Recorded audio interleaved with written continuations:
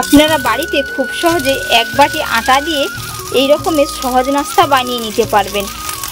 আর আপনি যদি আমার চ্যানেলে নতুন বন্ধু হয়ে থাকেন, অবশ্যই আমার চ্যানেলটিকে লাইক, শেয়ার ও সাবস্ক্রাইব করে নেওয়ার অনুরোধ রইল।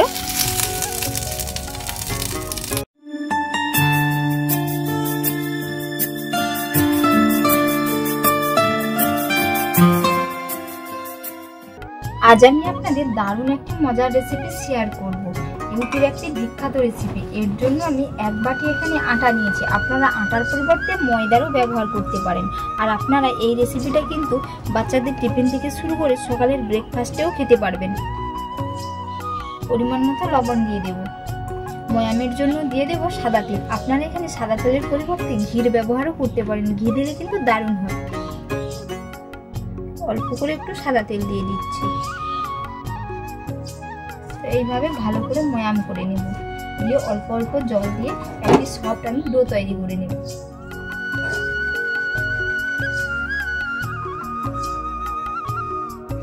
ময়াম ভালো করে নিয়েছি। তো এবার আমি অল্প অল্প জল দিয়ে একটি ডো তৈরি করে নেব।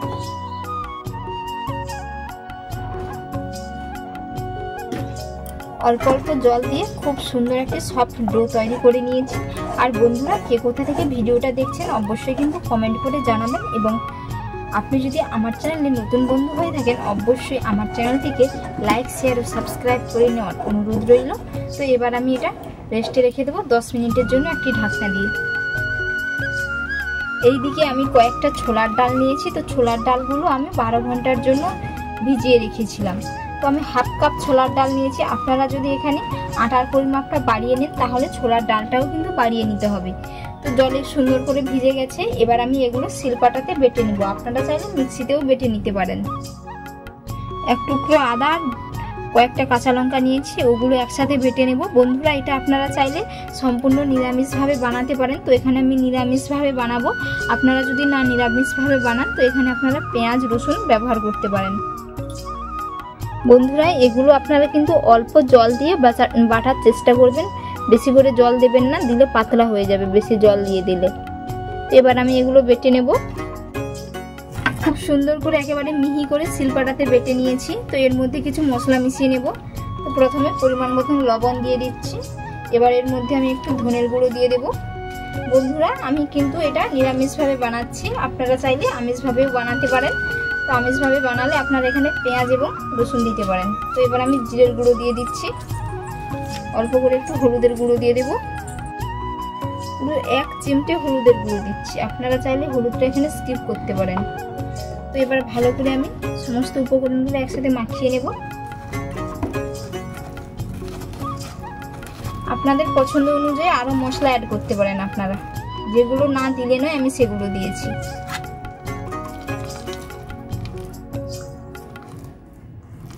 মেশানো হয়ে গেছে। তো এবার আমি দেখে নিব 10 মিনিটের জন্য যে রেস্টে রেখেছিলাম আটার ডোটা।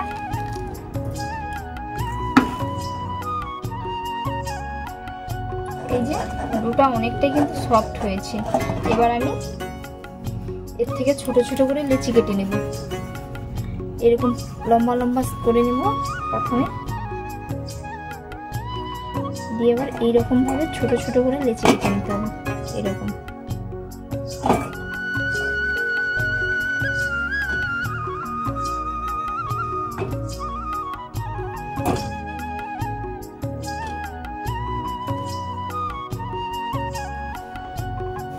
সমস্ত লেচিগুলো কেটে নিয়েছি। এবার আমি ভালো করে এগুলো গোল গোল করে নেব।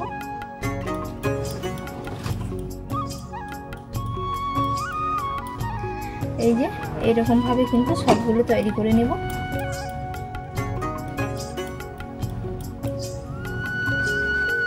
খুব সুন্দর করে লেচি কেটে নিয়েছি। এবার আমি এগুলো বেলে নেব। বেলে নেওয়ার জন্য আমি একটা গ্রেটার নিয়েছি। তো গ্রেটারটা আমি একটু হালকা করে তেল মাখিয়ে নেব। আপনাদের বাড়িতে যদি না গ্রেটার থাকে, তো আপনারা কিন্তু ছোটো বড়া যে থালাগুলো হয় ওগুলো নিতে পারেন। তো এবার এইরকম ভাবে আমি হাত দিয়ে প্রেস করে করে গোল করে নেব। এরকম হাত দিয়ে চেপে চেপে গোল করে নেব।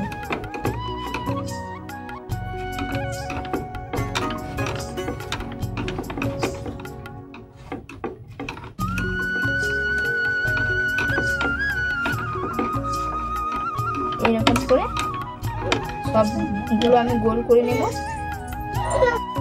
খুব সুন্দর করে গোল করে নিয়েছি। এবার আমি এটা আস্তে আস্তে করে তুলে নেব। এই যে কত সুন্দর একটা ডিজাইন হয়েছে।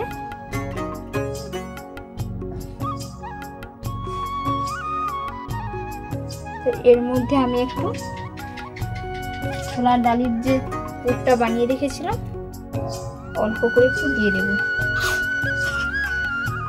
দিয়ে এটা আমি ফোল্ড করে নেব। আপনারা চাইলে প্রথমে এইগুলো বানিয়ে নেবেন, পরে পুর দিয়ে ফোল্ড করে নিতে পারবেন। তো এইরকম ভাবে একটু ফোল্ড করে নিতে হবে। যদি মনে হচ্ছে মুখটা খুলে যাচ্ছে আপনারা একটু জল দিয়ে আটকিয়ে নেবেন। এরকম ভাবে সবগুলো আমি বানিয়ে নেব। আবারও একটা ঠিক একই রকম ভাবে বানিয়ে নেব।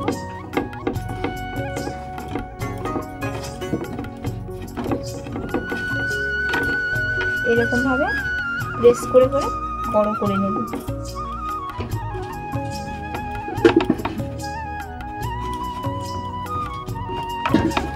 আপনাদের গ্রেটার না থাকলেও আপনারা ছান্তা যে হয় সেই ছান্তাতেও করে নিতে পারবেন। তো এবার এর মধ্যে আমি পুর ভরে নেব।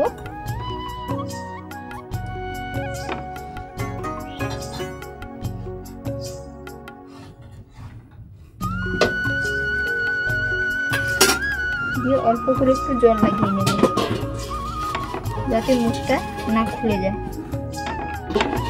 এই যে এবার আমি এটা আস্তে আস্তে করে তুলে নেব। এই যে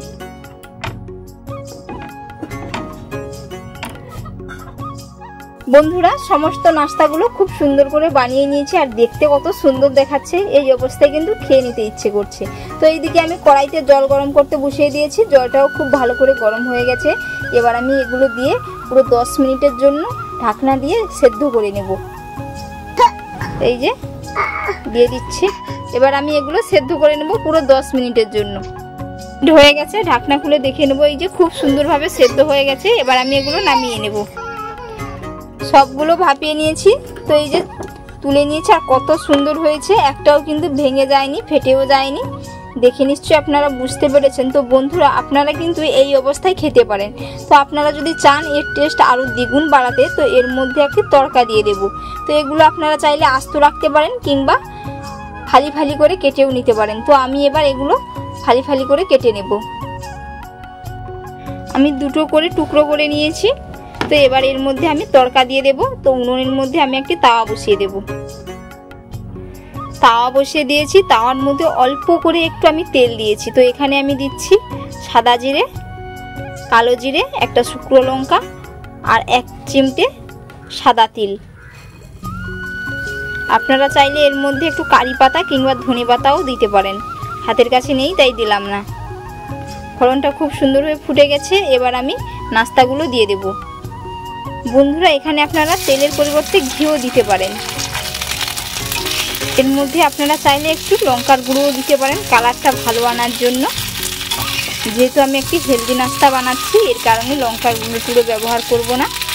তো এইরকমভাবে 1 মিনিট মতো খুব ভালো করে নাড়াচাড়া করে আমি নামিয়ে নেব।